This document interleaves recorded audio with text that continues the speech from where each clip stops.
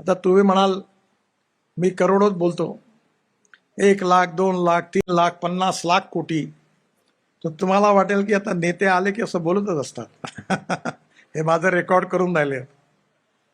त्यामुळे मी तुम्हाला सांगतो, या देशात पैशाची कमी नाही आहे, इमानदारीने देशाकरता काम करणाऱ्यांची कमी आहे.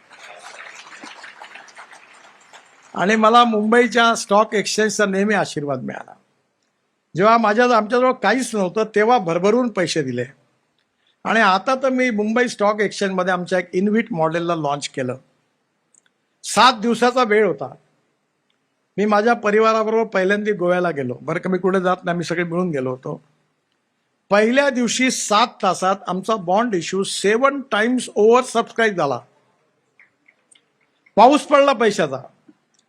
तर मला आमच्या मेंबर फायनान्स जो होता रिझर्व्ह बँकेत डेप्युटी गव्हर्नर होणार, तो मला फोन आला घाबरत तो बोला सर जल्दी आओ. बोला क्यों? बोले ये 7 दिन छोड़ो, 7 घंटे में इतना पैसा इकट्ठा हो गया कि आगे ये वापस कैसे करना ये प्रॉब्लेम होगा. मी दुसरे सकाळी 7 वाजता विमानाने मुंबईत आलो. मुंबई स्टॉक एक्सचेंजमध्ये गेलो, घंटी वाजवली आणि बॉन्ड इश्यू बंद केला. एवढा पैसा आहे. मी दरवर्षी आता ठरवलं की 10 लाख कोटी रुपयाची कामं करायची.